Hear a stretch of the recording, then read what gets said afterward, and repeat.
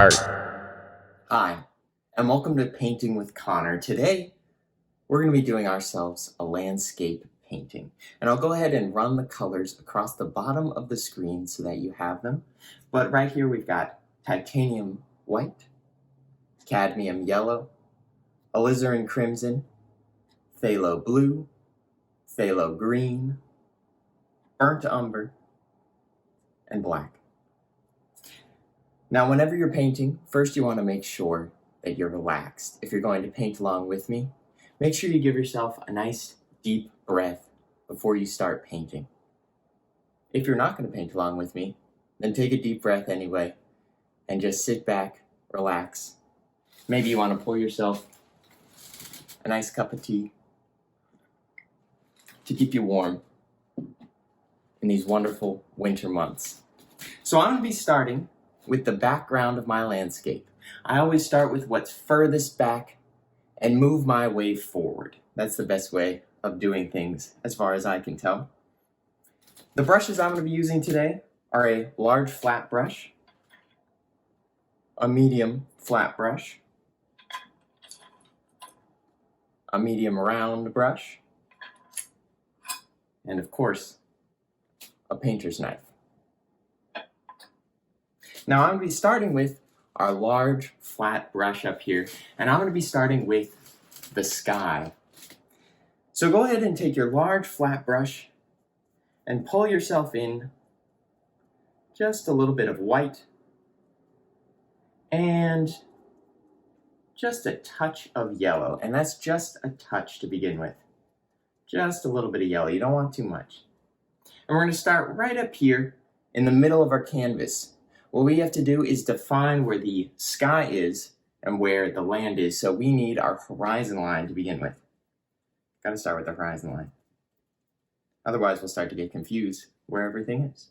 So I'm going to get my white and my yellow and just split the canvas approximately halfway. Don't worry about making this first brush stroke perfect. Sometimes the first brush stroke is the most difficult brush stroke to do. Almost always it is. But the great thing about this, I always love to start with a step like this because you won't even see this brush stroke at the end of your painting. You won't even see it, so don't even worry about it. Don't even worry about it. You can just toss it right up there. Then we're going to be starting with this horizon line and painting our way up our sky. So we're going to paint our way upwards, and we're basically going to be going clockwise around our palette. So starting with the white, the yellow, the red, and the blue. But again, I've just got white and yellow for now. You'll also, a little pro tip, you'll see me here getting around the edge of my canvas. We'll see if I remember, because I always forget, so I'll try and remind you a few times.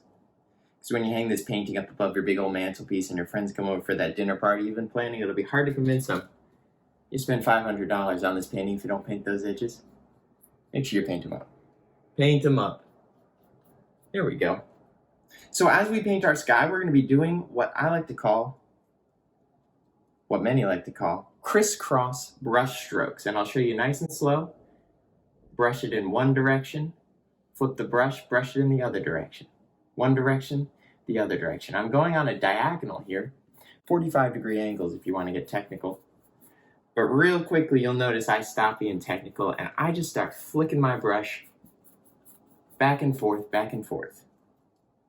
Just flick it back and forth. It's all on the flick of the wrist here, folks. All on the flick of the wrist. Brushing back and forth. You'll see I'm still using a ton of that titanium white. Just a touch of the yellow for now. We want this to be a nice, soft yellow. I'm thinking we're going to do maybe a little bit of a cool sunrise here, maybe. It's always hard to tell between a sunrise and a sunset in a painting. So we'll see what falls out of our brush here today. There we go. Just moving our way upwards. Now, like I mentioned here, we're going to be moving clockwise around our palette, starting with that white and yellow. Then we'll move into just a little bit more yellow as we go up. The other thing you'll notice here is that I'm painting in kind of a bit of an arc here. I say kind of a bit of a, but what I really mean is just an arc. So we're arcing up and around. We're looking for a glow coming from the center of our sky. Just adding more and more yellow as I make my way up my canvas, up my sky here. Nice and soft. Now the key with blending here, that's a question I get a lot. Because when you haven't painted before, you're wondering, how do you get these colors to blend? And a perfect example, my black's trying to run away on me. It's trying to pour off my palette, so careful of that if that happens to you. So the key here when you're blending, especially when we get to our next step, because we want to move from yellow into just a little bit of orange. But I'm not going to leave behind that white. We want it to be nice and soft today, so I'm still going to be using white and yellow. And I'm going to pull in just the tiniest bit of red. I mean the tiniest bit of red. Don't get carried away here. Don't get carried away. That red will take over your whole canvas if you let it. So you'll see here, I'm just dipping the corner of my brush in the tiniest bit of red, letting it mix with that yellow and white. Now let's come back up into the canvas here. Just the softest little bit of orange. Now, how am I doing this blending? The key to blending acrylic paint, that's what we're using today. Should have mentioned that earlier. The key to mixing acrylic paint and blending acrylic paint up there on the canvas is that you've got to let those colors overlap. I'll give you a little bit of an example up here. Don't get scared. I'm going to get a little too much red. Ooh, that's a little bit intense for me today. A little bit more than I wanted, maybe. Sometimes that happens. Let's go a little crazier. Uh-oh. What the heck are you going to do now? All you got to do is take some of that white and yellow, blend right on top of it. And that's what we call a happy little accident up there. You know who said that. Just blend it out. The more times you brush over an area of paint, the more those colors are going to blend. If you brush just 1 or 2 times, you won't get like any blending. It'll be a nice harsh line, so we'll use that later on. Get rid of a stray brush hair there.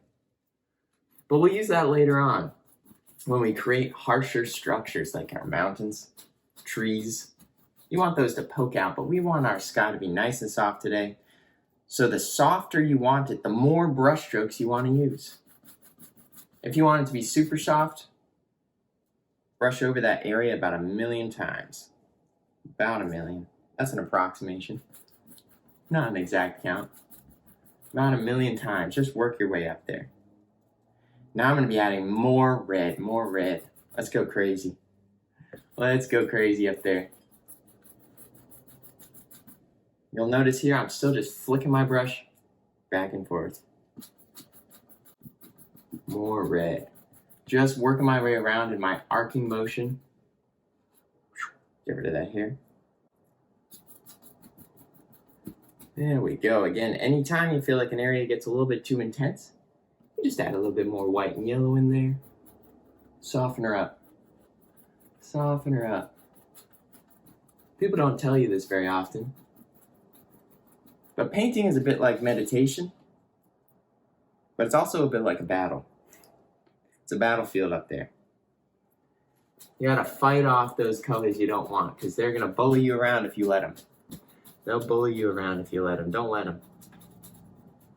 Don't let them. You're in control. This is your world, and you get to make it look however you want it to.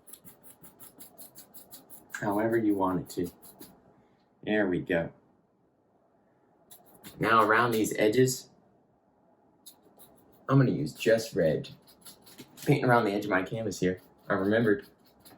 I'm pretty quick sometimes. There we go. Paint all the way around those edges. Bringing in that red now. Oh yeah. There we go. That's the stuff right there. The other thing you can do with your blending, you can always try out using water for blending. And you can also mess around with the pressure of your brush. You can mess around with how much pressure you use on your brush.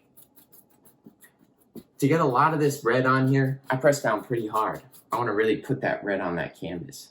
But as I'm blending the red into the other colors, as I blend that red into the other colors, I lighten up my brush a little bit.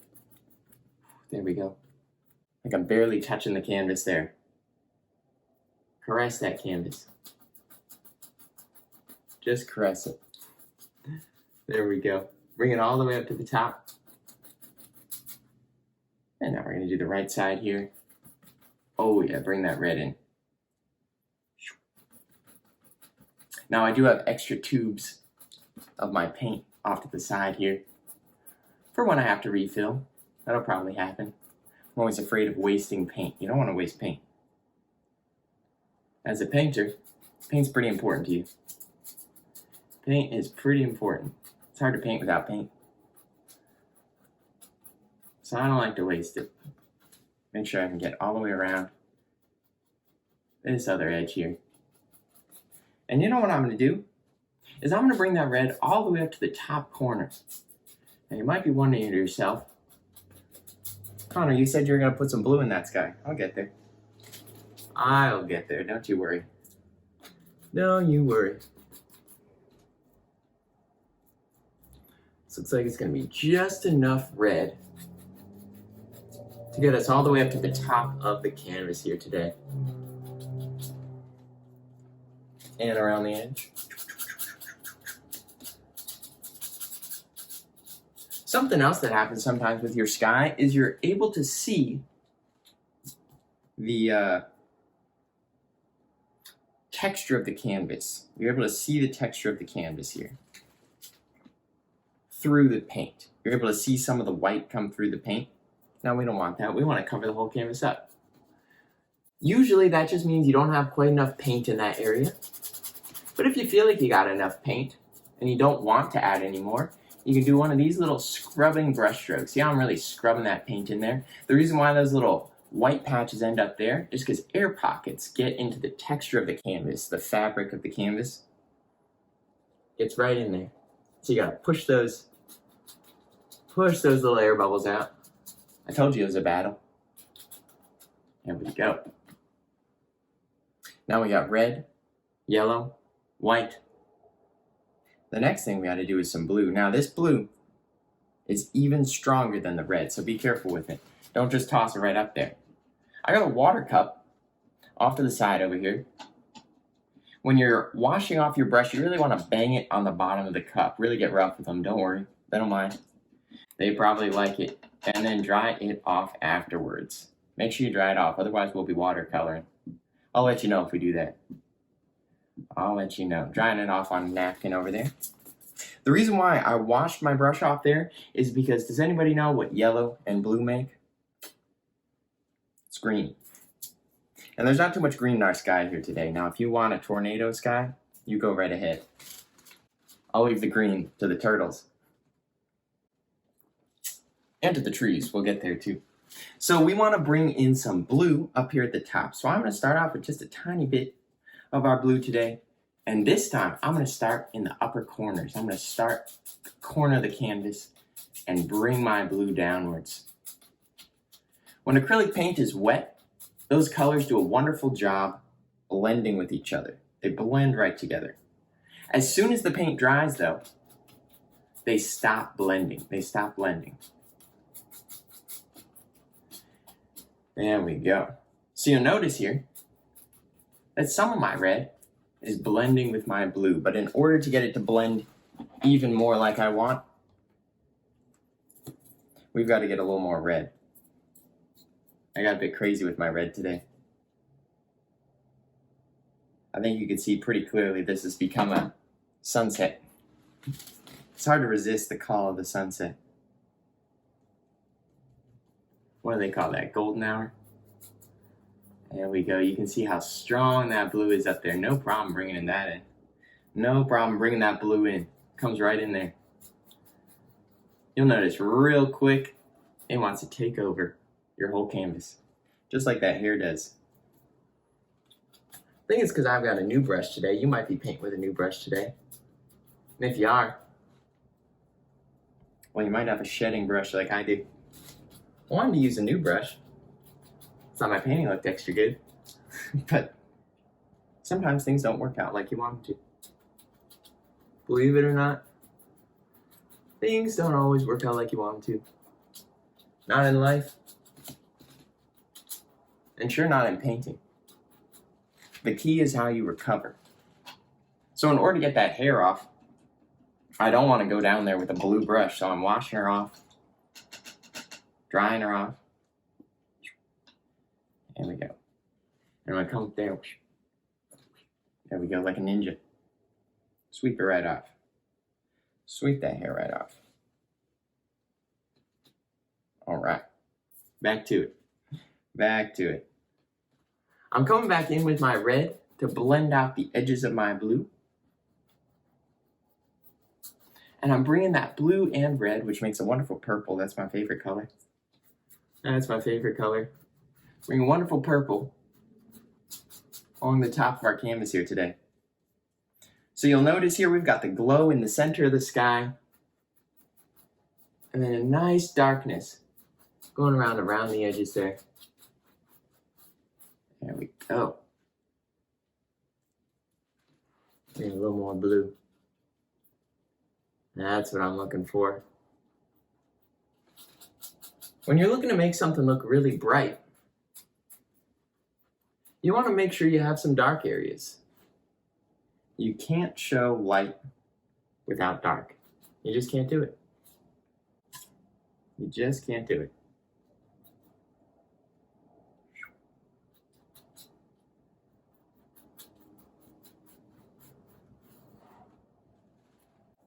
There we go. Just a touch more blue up in here.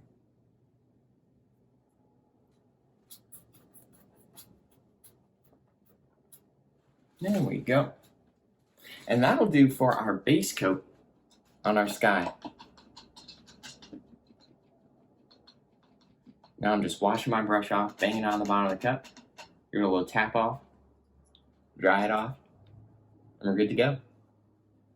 We are good to go. See if my brush figures out its shedding issue throughout today, or if it's just going to be an infinite shed. I got a wonderful cat and a wonderful dog right around here who know all about shedding. We'll see if they interrupt me at any point. They really might. I told them not to, but we'll see if they listen. So, we've got our base coat on our sky here today. Now what we want to do is I'm going to have some water. So what we have to do is paint our sky upside down into our water here today, because all water is reflecting what's around it. It's transparent. I don't know if you know this. So we're going to be reflecting our sky into our water. I'm thinking it's going to be a river of some kind. That's what we're going for. We'll see what happens. We'll see what happens. You never know what's going to happen when you paint. But the key here is we're going to be using the same color pattern: white, yellow, red, and blue. But this time, the thing that I'm going to change is the way that I'm using my brush. I was doing nice little crisscross brush strokes that whole time. You can see me there flicking my wrist back and forth just like that. Now, we're going to be coming to the water and we're going to hold our brush horizontally, just like that. So when you drag it across, you're going to get a thin line, So I'm starting with white and yellow, white and yellow. Going into both again, tons of white, a little bit of yellow. And I'm going to start right here in the center and just start streaking back and forth. Again, it's still all in the flick of the wrist. There's lots of wrist flicking today.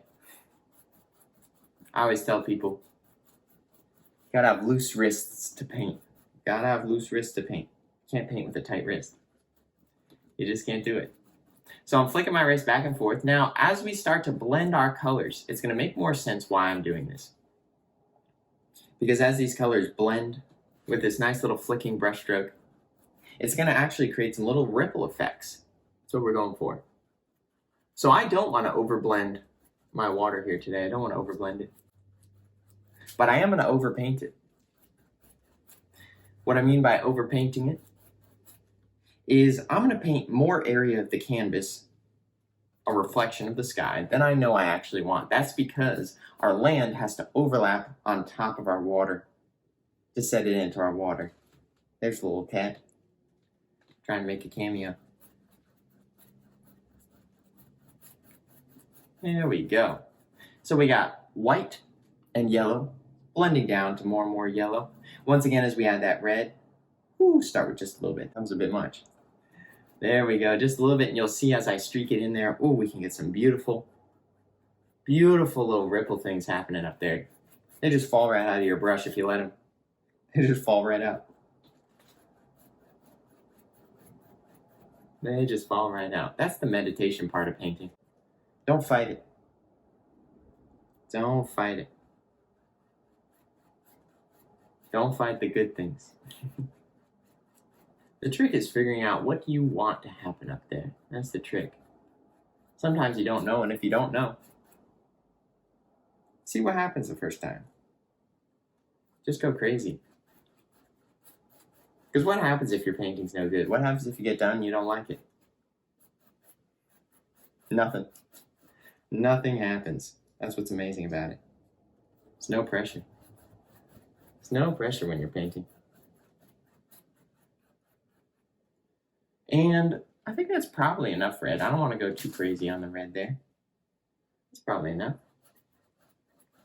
And then I'm going to start adding the blue. You'll notice here that I'm widening out just a little bit as I go down.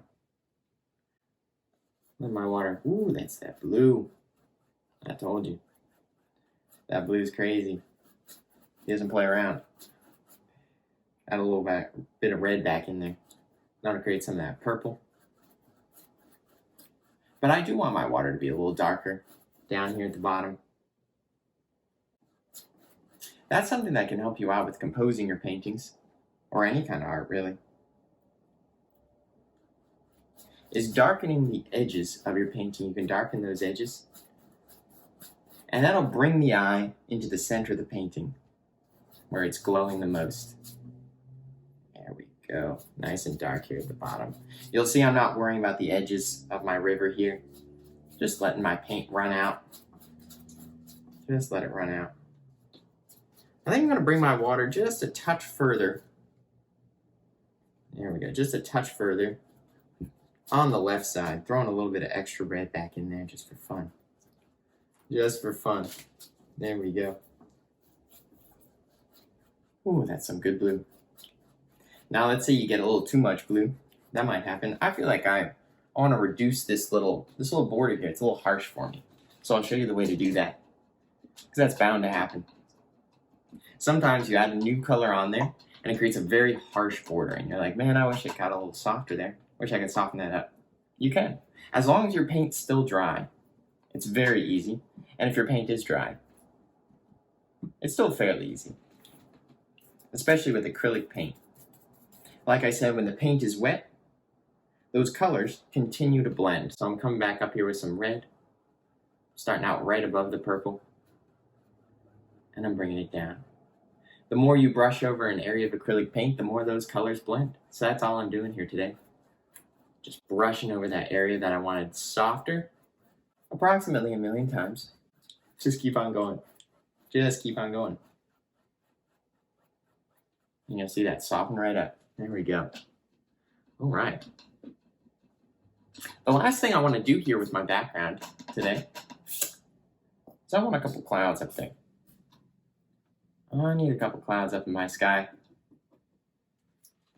And I think for my clouds, this big old brush is a little too big for me. I only use them as long as I can take.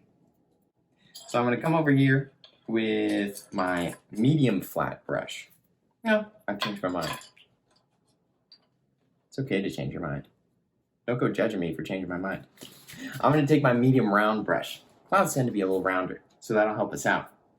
Clouds are usually mainly white, but we want our clouds to really blend into our sky here today. So something that's going to help us out with that is around the horizon line where we've got really bright light. Our clouds are actually going to be darker, and as they go up, they'll probably be a little bit lighter. So I'm going to go in here with some red and white. Red and white. That's a little bit easier to guess what that'll make. I'm looking for a cotton candy pink. Red and white. Mixing them there on my palette. You see, I've already made a big old mess on my palette. You gotta make a mess to paint. And you need a decent amount of this paint on your brush. There we go. little red, little white. I'm gonna come up here and I'm gonna start right over here on the right side of my canvas. And I always start with the top edge of the cloud. You wanna press your brush right onto the canvas, and then I rotate the handle of the brush in my hand and I let it bounce around up there. Don't overthink it.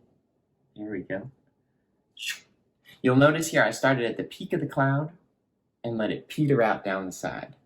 I don't know what peter out means, but you do. You always want to let your clouds peter out. If they just stop abruptly, sometimes it looks a little strange. I like to imply that there's maybe some wind up there in the atmosphere.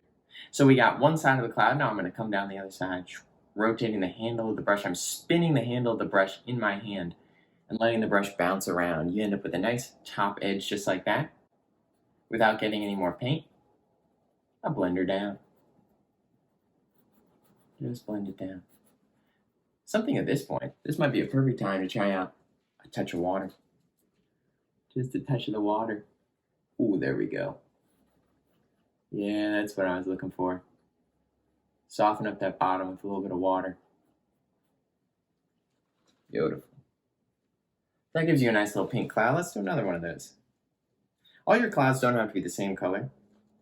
So maybe this time, oh, I'll toss a little blue in there. A little bit. Just a little bit. You'll see here I've got a mauve. I call that a mauve. White, red, and blue. Maybe I'll put one right over here. Start with the top edge. Rotating the handle of the brush in my hand here. Let it bounce around and peter out. You gotta peter out. Let Peter out, man. Let him out. Let him come right out. Peter wants to play too. There we go. It's helpful to tell yourself little stories while you're painting. Because every painting is a story. Every picture's got a story to it. So I start with the top edge of this cloud. Now I'm going to blend it downwards. I'll use a little touch of that water. That worked great last time. Ooh, there we go. Yeah, blend it down. Blend it down. There's a little cloud. Where do we want another one? Where do we want another one? I want one higher up. I'm going to use a bunch more white for this one. I want to put a big boy. Getting crazy now. I'm going to put a big boy. Press him down nice and hard. Bam! Sometimes you got to stop yourself from overthinking. I was overthinking a little bit. Got me sweating over here. There we go. Peter out at the edge. Blend her down. There we go. Just have some fun with it. Have some fun. If you have fun while you're painting, people can tell when they look at your painting. They can tell. Even if they don't know exactly what it is about it. Because I'll tell you what, I've looked at some paintings. And sometimes you can tell when they're not having fun. Those paintings don't make you feel so good, do they? I'm like, woo, what were you going through? And maybe one more.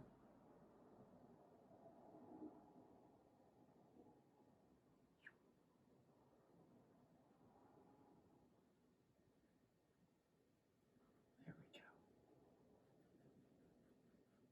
Just a little floater up there. They're just floating around. They're just floating around, cruising around. You know what we can even do? Take a little more white. We can layer on another cloud right on top of this cloud. Just by starting right here at the bottom of it, overlapping it. Oh yeah. There we go. Oh, goodness gracious. Now we got two clouds on top of each other. What are we gonna do with that? There we go. Now we can add just a touch of a little highlight here. A little bit of white. This is just on the side of the cloud lumps. Little cloud lumps and bumps. Make sure you got those. And make sure they're nice and random. You don't want your cloud to look like a cotton ball. Not too much. You want to be nice and random. Most things in nature are random. So I'm adding some nice little White highlights to the side of my cloud lumps, facing towards the sun. That's our light source today. I'm not overthinking it. I'm going to smash them on there, pop them on there. Then on our upper clouds, maybe we add a little bit of shadow on the side of our cloud, facing away from our light source. Why not? Why not? Maybe a touch of blue. I'll be harping on this all video. Careful with that blue. You be careful with that blue. It gets you when you're not expecting it. You gotta look out for it. You gotta watch out for that blue. Sneaky fellow. He's a sneaky fellow. Ooh. There you go. Something like that happens, gets a little harsh. Get a little more white. Blend it out. You can always blend things out. Ooh, yeah. I think that's going to be a happy little accident right there. Throwing in a little bit of white. Oh, yeah. The contrast between the shadow and the highlight is what gives your painting, or like the objects in your painting, form. That's what gives them form. Ooh, yeah, there we go. That's what gives them form. If they're just one color, they're pretty flat. There's nothing too much going on up there. But if you let a little bit of shadow and highlight happen, again, make sure your highlight's always on the side of your objects, facing towards a light source. You don't want your light to be coming out of nowhere. You don't have to come from somewhere. There we go. And in our painting, it's coming from right in the center there today. I feel all right about that. Rinse out my brush. And dry her off. Here we go. Ooh, the black was right there on the edge of my palette. Oh yeah, I gotta keep more track of that. All right. Seems that red's my favorite today. Using a lot of it. Need a little more. Need a little more. Now we're about to get exciting. We're about to get exciting because we've got to paint ourselves some mountains up here. It's one of my favorite things to paint. And we're going to be using our painter's knife. Hopefully that doesn't blind you. And we're going to start up here, overlapping right on top of our sky here. I'm going to use blue. Scrape a little blue. Get the black off the edge of my palette there. Blue, black. And then here's the key. When you're painting something that's far away in a landscape, the further away something is, the lighter the color. So I'm getting black and blue, but I'm not forgetting about that white. Black, blue, and white.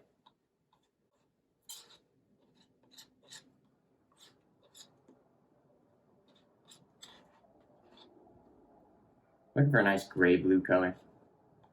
I think that's still a little dark. Scoop a little more white. Hopefully I'll still have space on my palette at the end of this. There we go. And you can always lighten it up there on the canvas as well. Black, blue, and white. There we go.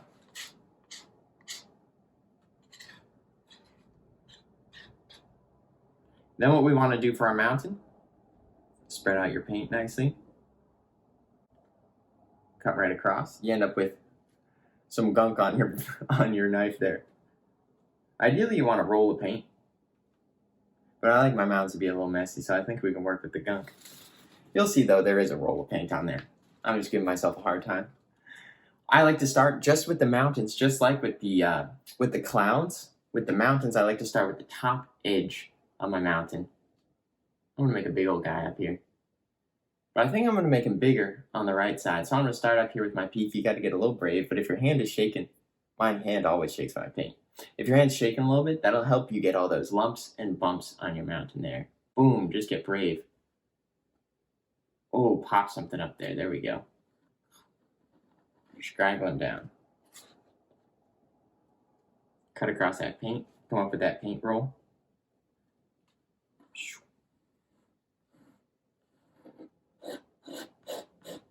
There we go.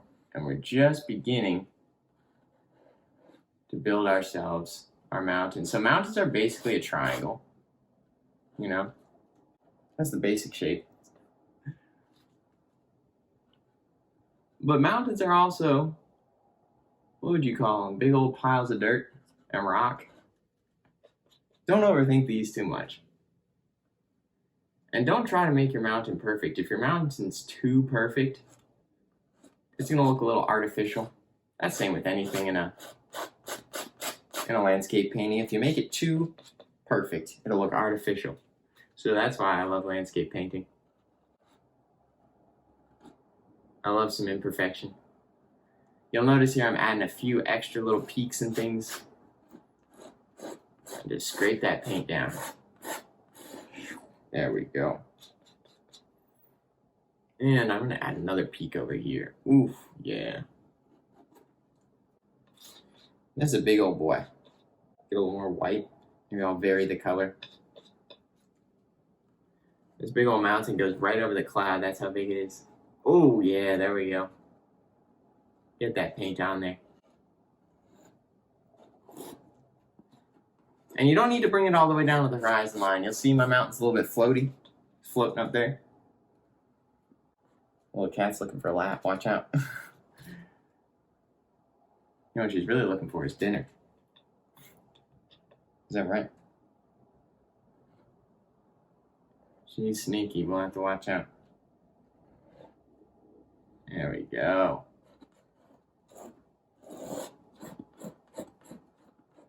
And then just kind of scrape your paint down. Scrape it down. And, ooh, try not to get paint everywhere. There we go. Wipe it off on a paper towel. Good thing I brought an extra paper towel. I'm going to need that. I'm going to pop it right over here for later. Now I want to get my big brush again. Make sure he doesn't have too many hairs to shed. It's infinite, I'll tell you what. And then we're just going to blend out the bottom. Crisscross brush strokes, they're coming back in. They're coming back in. Crisscross them. Oh yeah, blend out that bottom. And actually, let's get a little white. Yeah, that's nice. I want a nice misty bottom to my mountain. I like them to mist out. Spent a lot of time up in Cherokee, North Carolina. If you've ever been up there, those mountains are covered in mist. They call them the Great Smoky Mountains, and that's for a reason. That's for a reason. Because it looks like they're covered in smoke. Go figure. Go figure, Connor. I have to say, though, I didn't believe it would be so smoky till I saw it. It was beautiful up there. Just throwing in that white at the bottom of our mountains there. Missed them out. Missed them out. And then back to the old knife. Because now, we got to add some form. We got to add our highlights and our shadows. Now, because I'm right-handed, it's going to be easier for me to put my highlights on the left side of my mountain. So that's what I'm going to do today. I'm not going to overcomplicate it for myself, so I'm pulling some white paint. And you know what? Because we're being spicy today. I should have warned you ahead of time we were being spicy. I didn't. I'm taking some red. Oh, yeah. A little bit of pink. Cut across. Get you a nice little roll of paint there. Hopefully you can see that. And I'm coming up here. And I want to just skate right across my mountain. And then a little highlight.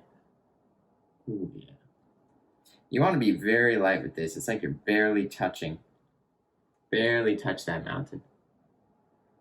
And every once in a while, so you want to start with the top edge on the side that you're highlighting. So that's the left side for me. Every once in a while, you want to pull back at something like a 45-degree angle or so.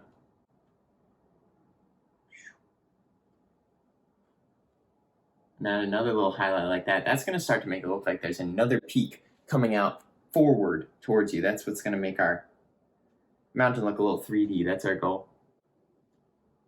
Oh yeah, getting some nice thick paint up there today. Yeah, there we go. I love to see how the paint mix up there with the knives.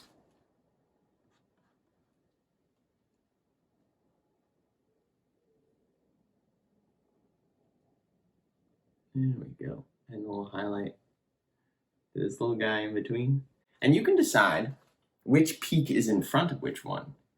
For example, let's pop this bad boy. It's a naughty little boy over here. Let's pop this bad boy in front. Yeah. Uh-oh, we're upsetting the social norms here. He's getting in the way. There we go. Bring him down in front. Let him be a part of the show. There we go. And you'll notice that I'm letting my paint be nice and thick here. That's going to help you out getting some texture, especially when this starts to dry. Ooh, you can get all kinds of fun texture.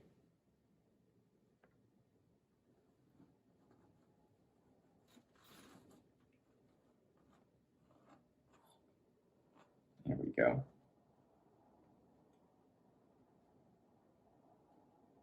Just pulling out my paint. You really want to make sure you pull out your paint, cut across it, and then just skate right across your canvas. Skate across it. You can get all kinds of little paint breaking. That's going to give you some automatic impressions of some little rocks and things happening up there. And you don't even have to try, barely at all. Maybe just a little. Oh, and I see one more spot. Ooh, there we go. Don't miss out on that guy. So we got our highlights up there. Now let's get our shadows. Our shadow color, it's going to be similar to our base coat there, but maybe again I'll throw in a little bit of the red. I'm looking to get kind of like a grayish purple, so I'm using that grayish blue color that I still had left over from my base coat on my mountain. That was blue, black, and white. Throw a little red in there. Why not? Yeah, a little more blue. Blue and red. I want my shadow. I want my shadow color to have a little bit more color than the base coat. And you don't want to overmix this paint. That's something to note. You don't want to overmix it. You want there to be all kinds of different colors. Hopefully you can see that. All kinds of different colors there. Coming into the right side of my mountain here. Tossing in some shadow colors there.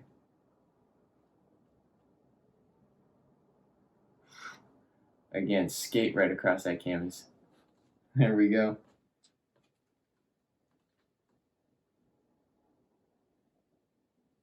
Nice thick paint. You can even cut a little bit of these shadows into some of your highlights if you want to. I'm going to mess them up a little bit. There we go. That's fun. That's fun.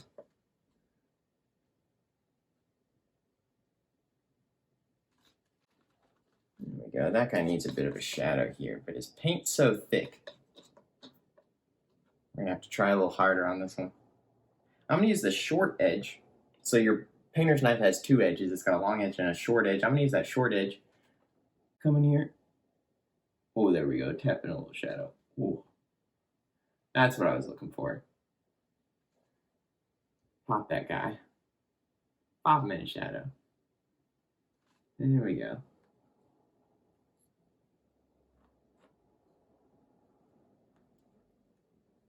Oh, yeah.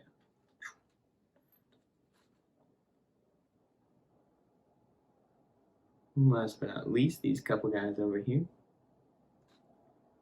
And if you're getting into a little mountain, you can always use that short edge.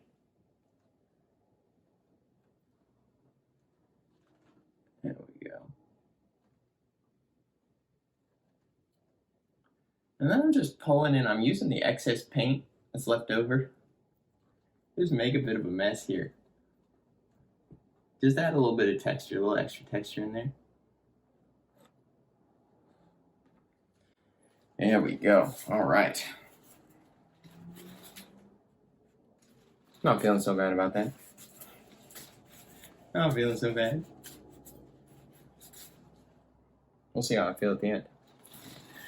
Guess we all will. Guess we all will. So that's one mountain. I was pondering if I wanted another one, but I think what I'm going to go ahead and do is rather than another mountain, I'm going to add some hills. I'm going to add some hills today. Because I ended up making 3 mountains up there. They just fell right out of my brush. They didn't even tell me they were coming.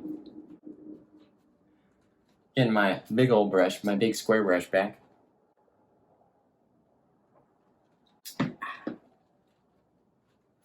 All right. And we're going to bring some hills in from both sides here today. Again, further back, lighter. You want things that are further back to be lighter. So our mountains are fairly light. So these are going to have to be something possibly just a touch darker than that. This time, I'm going to be taking some of the blue. And we're bringing in the phthalo green. So we got phthalo blue and phthalo green. We got a green blue. Touch of white. Mix a little white in there. Oh my goodness. That color is almost too beautiful. I got to dull her down a little bit.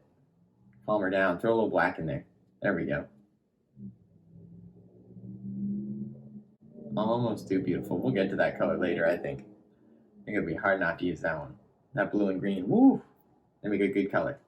So when I'm doing this, I'm going to be bringing my hills higher on the outsides and let them lower down on the inside. So I'm going to start them nice and high out here. Let them get lower as they come in.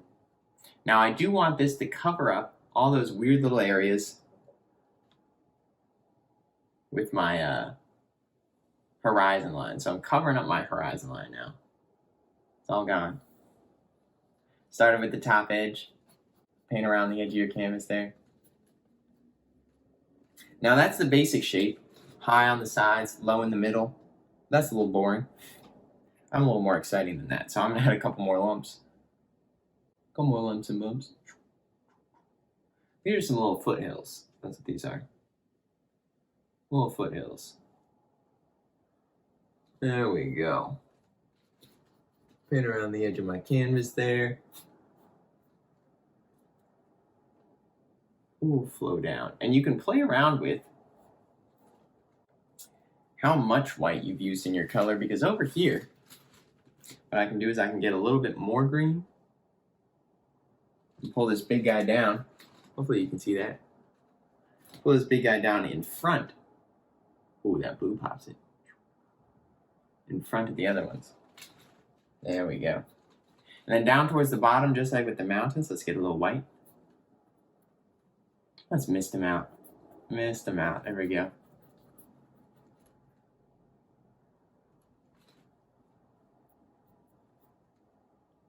A little white.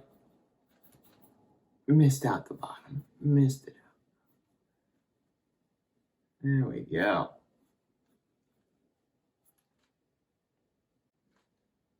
I'm going to throw a little bit of extra white into this middle area too. I like the way this looks. This little misty bit. Maybe we don't even know. We don't even know where that ends. Not quite. Yeah. Maybe we don't even know where that ends and where the mountain begins. Kind of like that.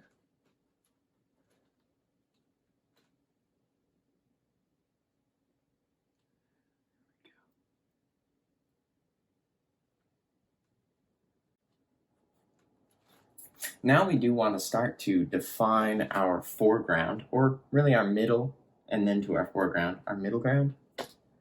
Got to get a middle ground. Get a middle ground. Find a middle ground in there. Good luck. Good luck. Taking that green, and I'm going to go ahead and make a decision here. That's where my hills are going to stop. But I want this river to wind its way in. I want it to wind its way down the front like the letter S. That'll help you out. This time, get a little more white up here. This time, when I'm bringing in my next hill,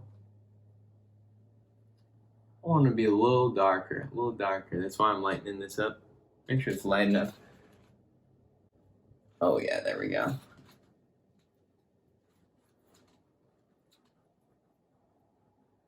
There we go. Because the next one needs to be a little bit darker than these, so I had to make sure it was nice and light. Had to make sure. I'm gonna wash off my brush just in case. Is that blue? And that green. They will not leave you alone. So I'm gonna come in here with green and black. Green and black. Again, I'm being nice and messy on my palette, so there might be another color in there. Who knows, who knows. And this time I'm gonna hold my brush vertically to give the impression of some far off trees coming in here. So you're just gonna start right above this one. Is that dark enough? No, I need a little more black. There we go. Pulling downwards. There we go. Short little brush strokes to get some texture. Long, smooth brush strokes gives you something smooth. Short little brush strokes give you some texture. There we go. A little more black. I got a bit of glare here, so that's why I keep leaning my head over so I can see what's going on. There we go.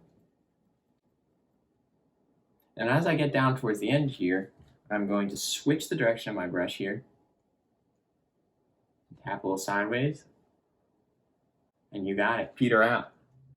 Peter out into that river. There we go.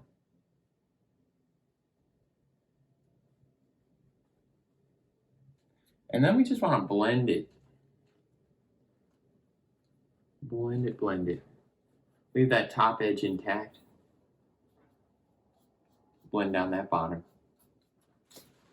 There we go. Blend out that bottom. And the key when you're putting these little peninsulas into the water is you want the top to be a little bit lumpy and the bottom to lay flat. I want a peaceful river today. I'm not going to have any waves. You can if you want, but I'm not going to today. So in order to get that impression, you want to make sure the bottom is flat. That shows the water line, the flat water line right there.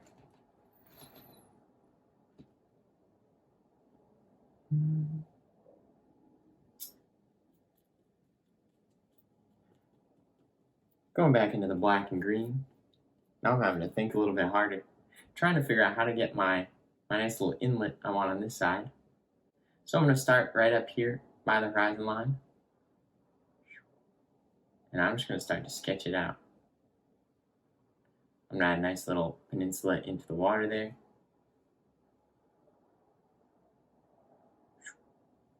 Pull back flat.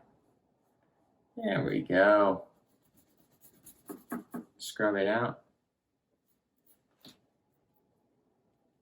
Normally I start on the outside edges, but with something like that where I'm not sure how to quite get it in there, I like to get the hard part done first, if I'm unsure.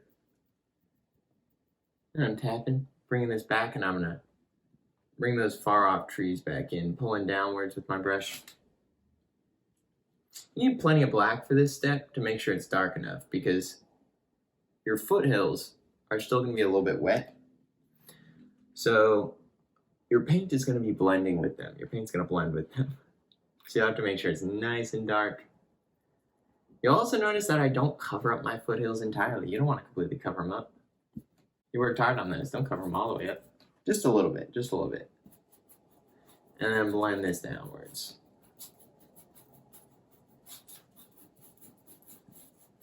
There we go. Bring it around the edge. Bring it around town. There we go. All right.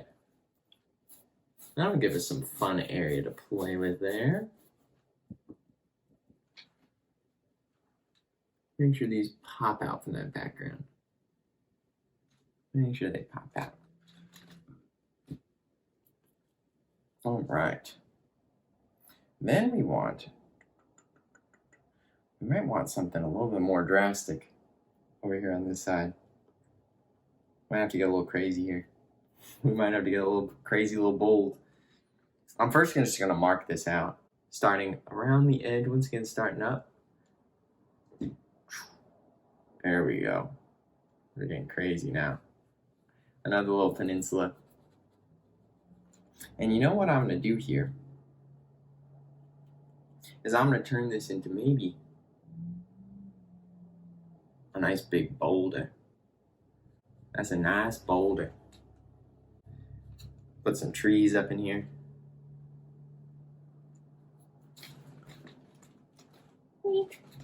Taking a peek around the glare. There we go. Scrubbing it down where it's blended out. Blend it out. Throwing a bunch of green.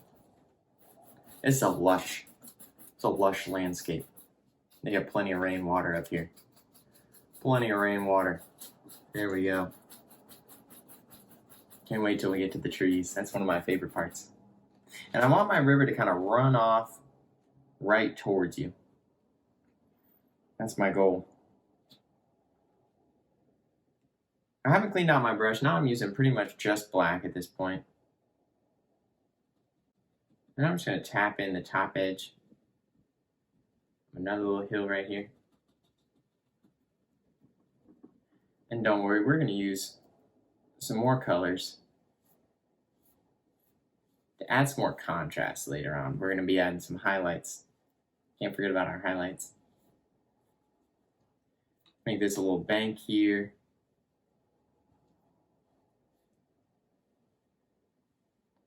There's a little inlet there.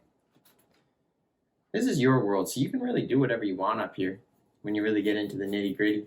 The important thing is when you're painting land like this, you want to paint with the flow of the land. You'll notice that as I'm painting these hills, I'm flowing my brush down towards the river, down towards the center there. That's really going to help you out. If you don't paint with the flow of the land, it's going to look a little strange. Your eye is going to pick up on those brush strokes. It really will. It's going to pick right up on them. And then just blend this out over here. Paint with the flow of the land. Then right up here in the front, again, I'm using mostly black. I'm just going to continue my bank right off camera there. Right off camera. There we go. So what I've been doing right now is I've been getting in the base coat, just like I did with the sky and the water. Getting in the base coat of our landscape here. We're beginning to understand where everything's going to go. Maybe a little bit.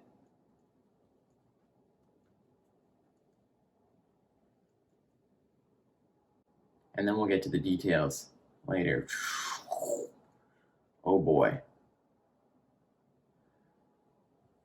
If you didn't know I was crazy before, now you do. It's a lot of black there, Connor. Watch out. Never know what's going to happen. You really don't. Makes the hair stand up on the back of your neck. You're like, woo-wee. Makes you feel alive. Gotta keep yourself on your toes sometimes. Everything can't be all predictable. You gotta get brave sometimes. You gotta get brave. Take a leap of faith. Take a leap of faith. There we go. So we got some rolling hills here.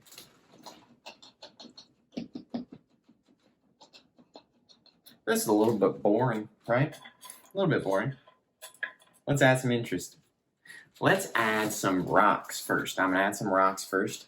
For my rocks, black. A little bit of white. A little bit of gray. Dark gray. Dark gray. And I'm using my small flat brush. And I said I was going to make this rock. Let's make it a rock right here. Maybe a little more white. There we go. Maybe that sunlight's glinting off our rock. Kind of sticking out. Oh, he's a big boy. There we go. Nice and crooked. Nice and crooked. Oh, there we go.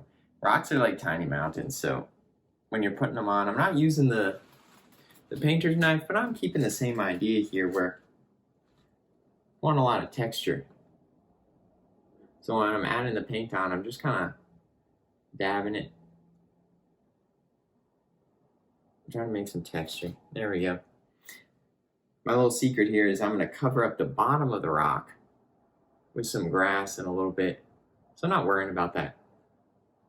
Not worrying about the bottom right now. Just getting that top edge. There we go. All right.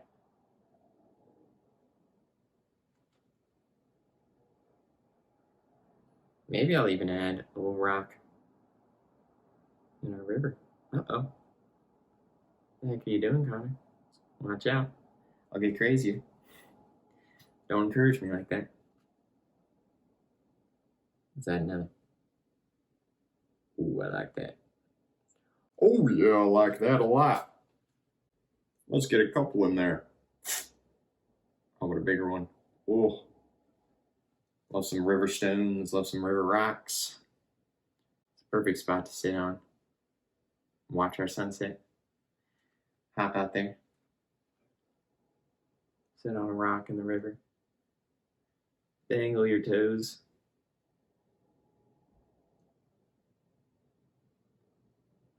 There we go. Just adding a few little rocks again. You'll notice what I'm doing here is I'm starting with the top edge of the rock, just like a tiny little mountain.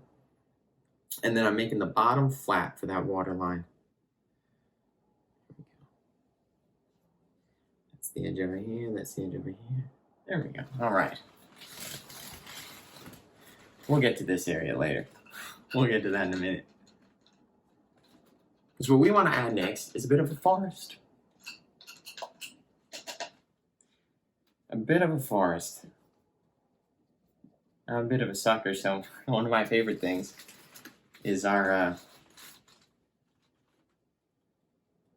happy little trees. Little evergreen trees. Little Christmas trees. Little Christmas trees. I'm getting green and black, still using my little flat brush here. And this area is a perfect spot for it. I'm going to start with the trunk. These are going to be fairly small because they're still further away. Nice and dark. Start with the trunk. Pull it straight down. Got to check. Check around the glare.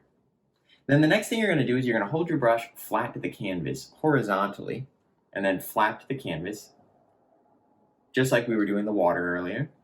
And then you want to angle it at a 45-degree angle if you want to get technical. But really what I'm doing here is I'm using the corner of my brush, just the corner at the very top. And I'm zigzagging down the tree. And I'm just dabbing. I'm just dabbing my brush. Back and forth. Boop, boop, boop, boop, boop. It'll get wider and wider as it goes down. It's hard for me to see that because of the glare. How's it look? That's alright. Could be a little darker. Lesson learned. Think a little more black. The reason why it's still a little lighter than I wanted it to be is because that paint in the background is still just a touch wet. So it's still blending in there. But it's just like it's a little bit there in the mist. So I don't mind that. I don't mind that at all. Let's add another one. Start with the trunk. Hold your brush at a 45-degree angle. Painting with just the corner. And then I'm zigzagging like a lightning bolt down the tree. And I'm poking the canvas. I'm tapping the canvas. I'm dabbing at the canvas. I'm stabbing the canvas, whichever word works best for you. And a tree is just going to fall right out of your brush. It's that easy. Don't be afraid to let your trees overlap on top of each other. Trees don't have manners. They got all up in each other's business. In fact, if you put your trees like little fence posts like that, it'll look like a fence. It'll look like a fence. The key to a tree, though, the top's got to be thinner than the bottom with a tree like this. A lot of other things can get wonky with your trees as long as the top is thinner than the bottom.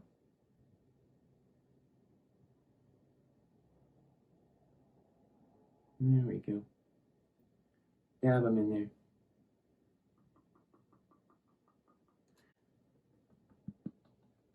I'm just dabbing out the bottom just to scuff it up. Just to scuff it up.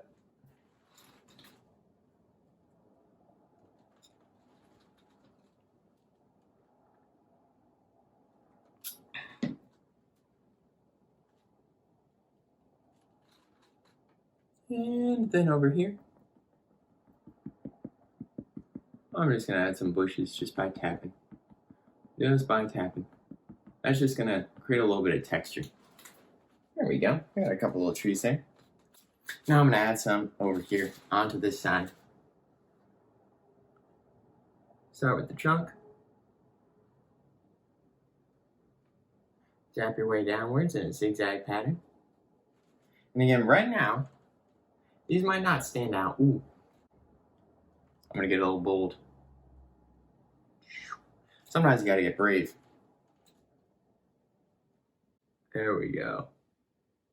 Yeah, that's the kind of painting we're looking for today. That's what we're looking for. Bold, brave, brash, unapologetic, unafraid. Oh yeah. Unafraid. Toss them in there. You can paint. You can do it. Just gotta toss them on there. These ones are a little closer. Make them look like they're a little closer by making them a little bigger. But I was gonna say that the contrast here is not the best because we haven't added the highlights yet, so we'll get there. We'll get there. Don't worry, don't rush me.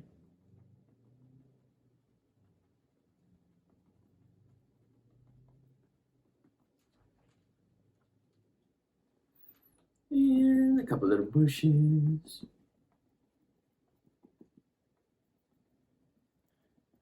There we go.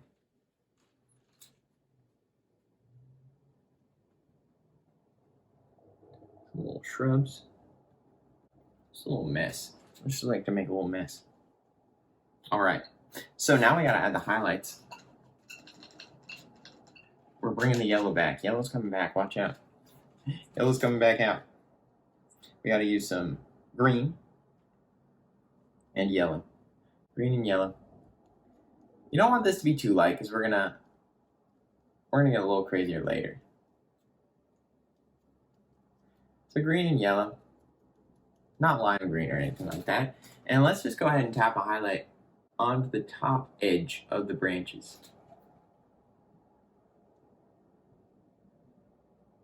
Just the top edge. You painted a beautiful tree. Just don't cover up everything that you've already got there. Need a little more yellow. A little bit more yellow. There we go. Okay, give it a little sparkle there. That's what I'm looking for. We'll have to figure out how to get rid of our shine here later on if we do another painting. Keeping it nice and loose. Again, I'm adding these highlights to the top edge of the branches. Top edge. And these are still fairly far off, so I'm not worrying about being too detailed. They're pretty small, so there's only so much detail you can get. I don't like to use tiny little brushes. You can if you want. I don't like those tiny little things too much. Not unless I'm doing a portrait or something like that. I like to be loose. Loosey-goosey. Let's add some grass over here. We need a lot more yellow.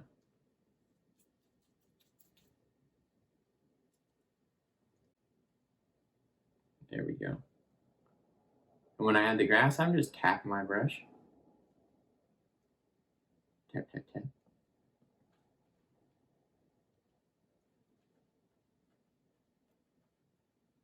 Overlap on top of the bottom of that rock. Get some moss on there. There we go. Maybe I'll even toss in a touch of white here, just to brighten it up even further. Yeah, that's what I needed.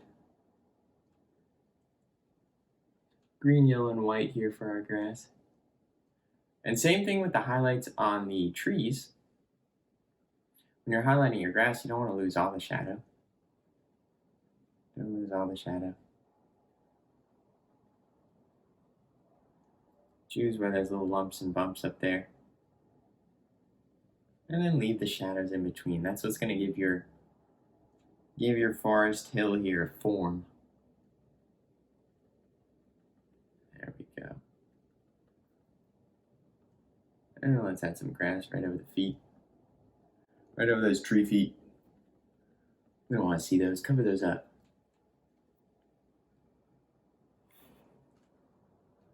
Maybe you do. Not me today. I'm covering up my tree feet. Maybe you want to see them. You can leave your tree feet visible if you want to. You can leave them visible. That's your painting. That's the beauty of painting. If you want tree feet in your painting, you pop them right in there. I'm going into the yellow, white, green. Coming over here to the left side of my canvas. Ooh, let's add this highlight on this big boy. There we go. Oh yeah. Nice and light. Don't need too much paint. Top edge of the branches, zigzagging down. The key here is don't be too precise. You want to be precise about putting it on the top edge of the branch, but don't be precise about the lines. I'm fairly loose. I'm really like loosey-goosey with my tapping. I let my brush take over. My brush take over.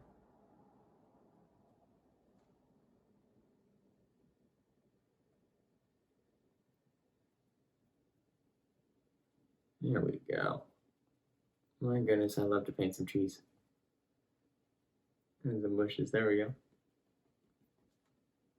Nothing like painting a good tree. Maybe I'll add a little bit of,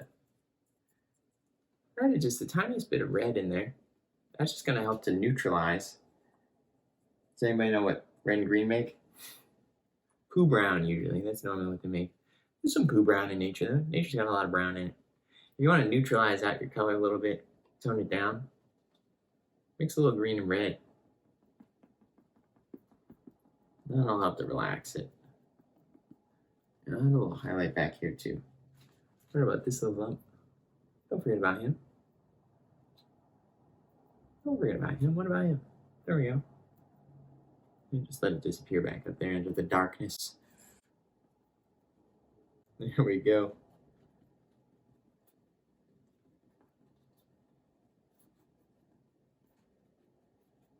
Now we're getting pretty close here. We're getting close to something. We're getting close to something. Something's happening. And we gotta get brave, folks. We gotta get brave. I've been telling you. I have been telling you. Bravery is the key. Can't go around in life not being brave. Just can't do it. Well, you can't. It's just no fun. It's just no fun. Getting on my big brush. Checking for any shedding hairs. And we've got to toss in a big boy. You thought this guy was big. You don't even know what we're talking about with big here today, folks. Let's get the black paint. Black is a nice, good base coat for something like this again, because then that allows us to put so many other colors on top, layer it on there. Start with the shadow, layer on the highlights. That's one way you can do things. That's what we're going to do for this big boy here. I'm going to mix in blue and green. Why not? Why not? It's my painting. I'm going to put some blue and green in there. Blue, green, black. And we're going to go right here. Are you ready? Deep breath. Again, if your hand shakes while you're painting, it's okay. It's all right. It's okay if you mess up. It won't mess up. We just want a vertical line to begin with. Start right up here. Oh my goodness. Goodness gracious. Jeez Louise, Connor. Watch out. Here we go. I'm doing the same technique as I did with my little brush. Tapping in a zigzag pattern, starting with just the corner of my brush here. Tippity tap, tap, tap, tap, tap, down. There we go. Ooh, that contrast. That's what I was looking for today. In that bright sky, contrasted against a nice dark foreground, gives a great impression of a sunset or sunrise. I know I said sunrise at the beginning. I really do think, in hindsight, this is clearly a sunset. The other thing you can do when you're getting these big boys in, and they're really getting close and you can start to get some detail in there, you can add some tree hang. Let those branches hang down a little bit. Let them hang down. Oh yeah. Give them some hang. Yeah, there we go. Alright. Tap it, tap, tap, tap. I know I just painted that tree over there. But the great thing is you can still see that I painted that tree through this tree. You know? All those little details give depth. Plus they're fun. They're fun to do. Ooh, there we go.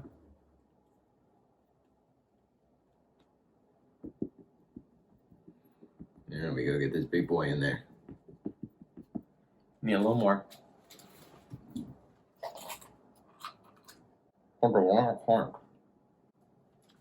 Black paint. A little more of the black paint. There we go. Running out. It's a learning process for everybody. I use more paint than I think I do. There we go.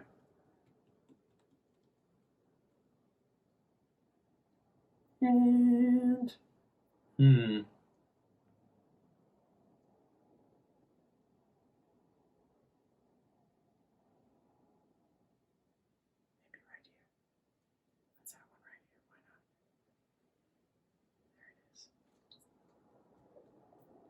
see, it's great because you can really tell that I have no idea where I'm going to put them. I have no idea beforehand. I'm just making it up. I'm making it up, and you can do that. You really can. You can just make it up. What's the worst that can happen, right? There was one time I was painting a painting like this.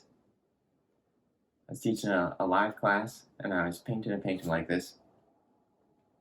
I got a little bit too vigorous with my tapping in of bushes. I was almost done with the painting too, and I was tapping in those bushes, and my painting fell. And I put a big old black streak right up the center of my painting.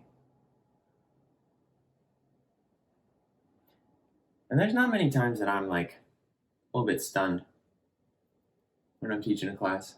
I like to keep it cool. Keep it relaxed. Helps everybody be relaxed. But this time I really had to take a second. I was like, woo-wee, Connor, you've really done it this time. What are you going to do? You've ruined it.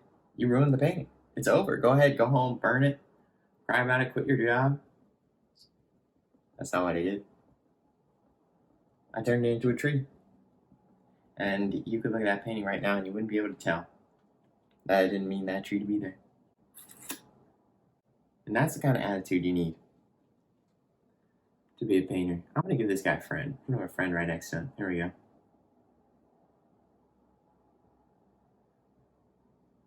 The trick is not to never make a mistake. You're going to make mistakes. The trick is, how do you recover from it? How do you recover from those mistakes? The greatest painters make mistakes every single day. They'll tell you about it too. Is that a bush over here? Bush. Oh yeah, throw them in there. Is that another one? Over here. Boom. Bush, bush, bush. Bush, bush, bush. And the other thing you do is you can pull in a little bit of grass. Now when you do this, barely any paint, not much paint. Take your brush, lift up off the canvas.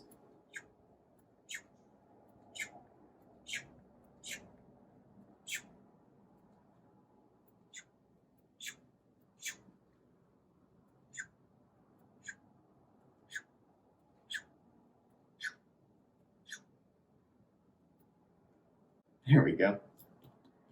We're getting close, folks. We're getting close. Because you guessed it. We got to get a highlight on here. This time I'm going to be using yellow and white, I think. Yellow and white. Because this needs to be nice and bright. This needs to be our brightest trees, I think. It doesn't need to be. I have just decided that just now. It's not required. You could leave them just like this and they'd probably be all right. White, yellow, tiniest bit of green. So we got, it's like a key lime pie. Let's go up here. And just tap these in. I need a little more green. I was getting carried away. There we go. Top edge of the branch. Make sure you're breathing. Focus your highlights on the right side of the tree.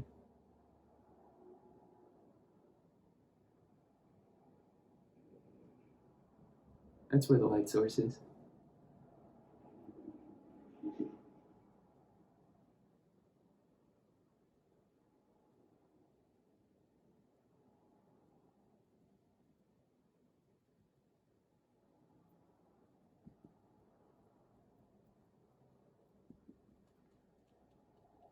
Some of that black's gonna get in there, and that's okay. Not even a problem. In fact, I'm gonna invite it in. Come on over, black. Come on over for the party. There we go. Yeah, all right. Make a little mess down here. Add some grass.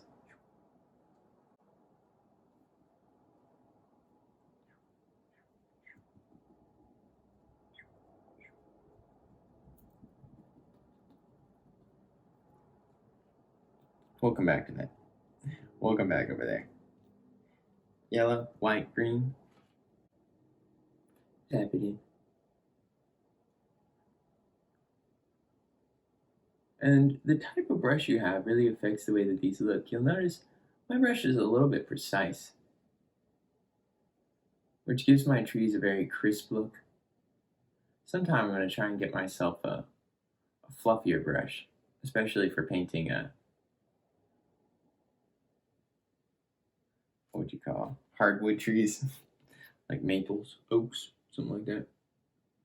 Fluffier brush will help me out with that, because you really gotta make some balls, make some tree balls, tree lumps. That's what they are. I don't know what to tell you.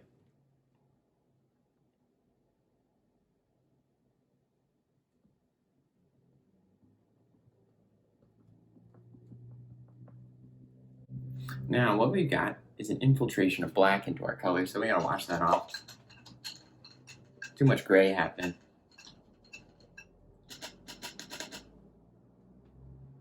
And we need our small flat again. Bringing our small flat brush back out. And we need to take some of this green.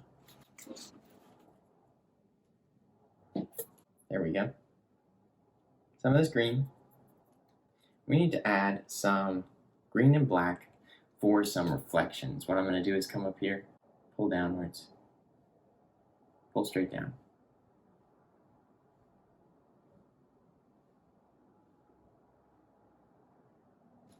Green and black, pull straight down. Barely any paint, nice and light. In here.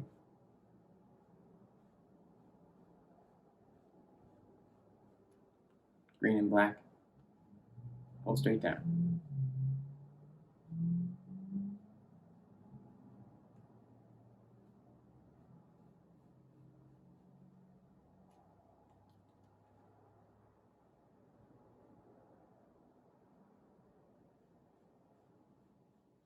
Even the rocks have reflections.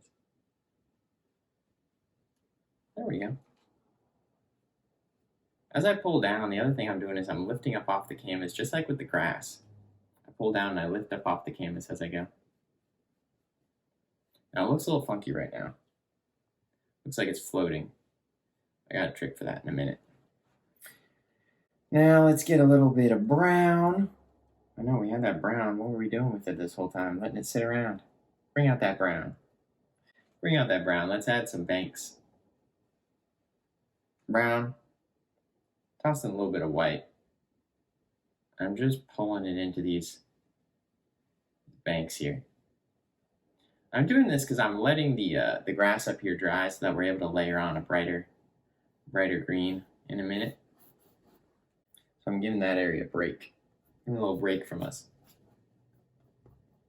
So I'm just tossing in a little bit of a bank here. Pop a little highlight there. That was too intense. Throw a little brown on top. There we go.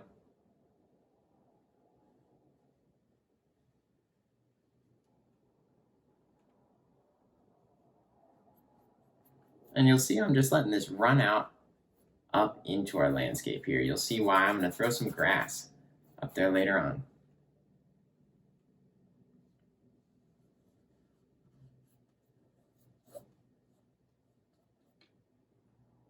There we go.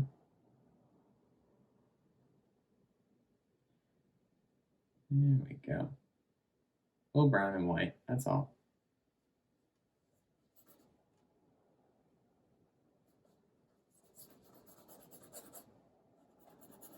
Just let it disappear up into your darkness of your hills up here. There we go. Here we go. That's what we're looking for. All right. Got just a couple more steps here.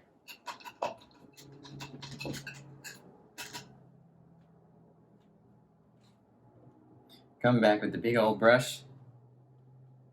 Some of our green and yellow mixture. And go crazy. Go crazy again. Painting with the flow of the landscape. Flow it on top of that mud. Let it mix, let it meld. That's what it does in nature. So why wouldn't you do that in your painting? There we go. Again, I'm letting some areas stay dark. Hopefully that'll look good. I'm sure it will. I'm sure it will. There we go.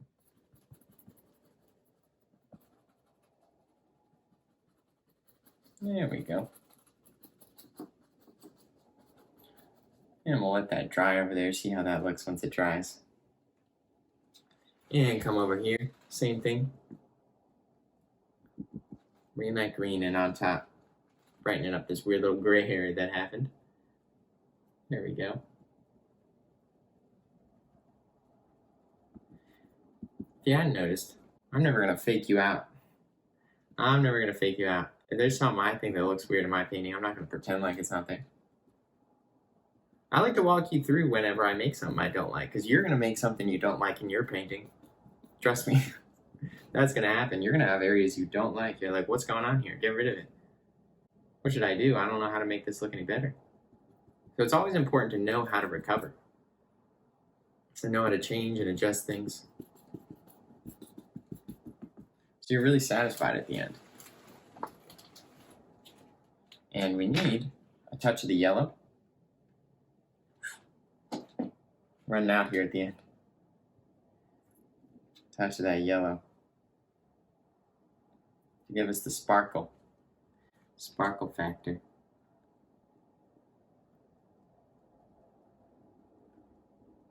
There we go. All right. I hope you've been relaxing here today while you've been watching this. I hope this helps you not stress out about things in your life quite as much. I know painting helps me not stress out. I haven't stressed this whole time. Not once, I promise. I promise. I wasn't stressing. I wasn't stressing. There we go. We got one final thing to do here after this grass. Tapping a little bit of darkness back in. Just to add some blending, because again, when you overlap colors, they blend. So our black had already dried, so I'm taking a little black-brown texture, a little black-brown paint, tapping over some of the edges of my green, just to help it soften up, disappear.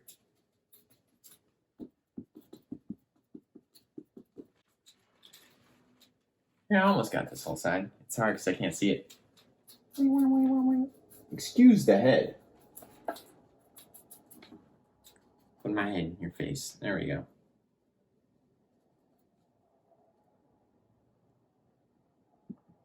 The cat is getting hungry, which means we got to be almost done here, so I can go ahead and feed her. So I gotta take my knife here, right at the end. Get some white. Scoop yourself a little white. Pull it out. Cut across. You should get a nice little roll of white there. And we're gonna add some water lines here. So I'm gonna come up here. Just like you're cutting it in there. You don't need much paint for this. Might need a little more than that though. There we go.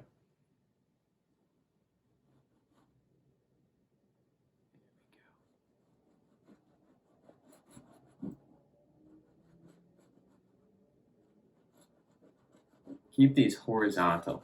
Again, that's what's going to give us the impression of a nice calm river here today.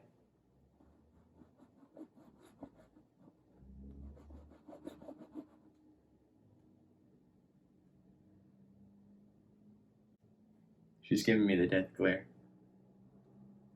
I'm coming, little cat. Don't worry. You'll get fed just like you do every day. There we go. She acts like I never feed her. Her name's Lulu, if anyone's wondering.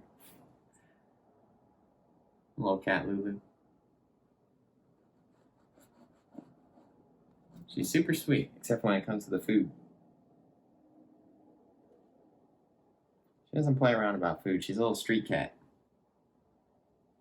She doesn't play around about food.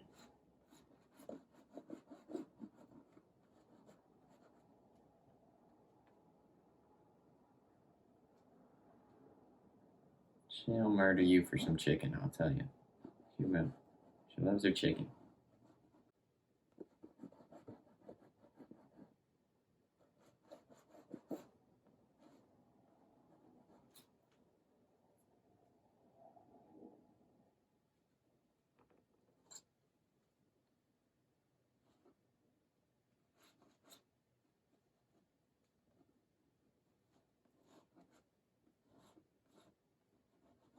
I even had little water lines under my rocks as well. That wasn't a little one, but that's alright. A little white cap on that rock. There we go.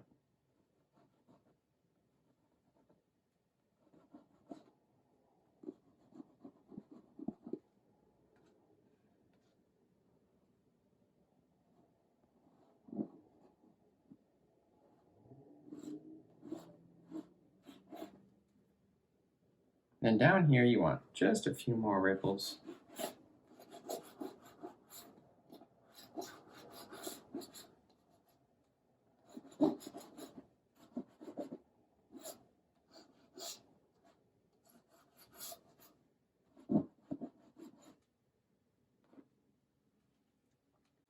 And does anybody know what the final step to a painting is out there? I hear you.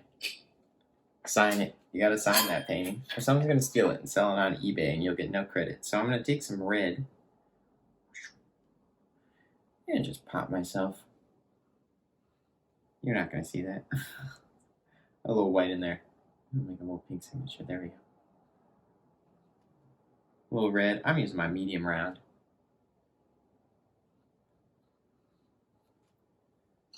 And there you have it. Thank you all so much for coming out, and God bless.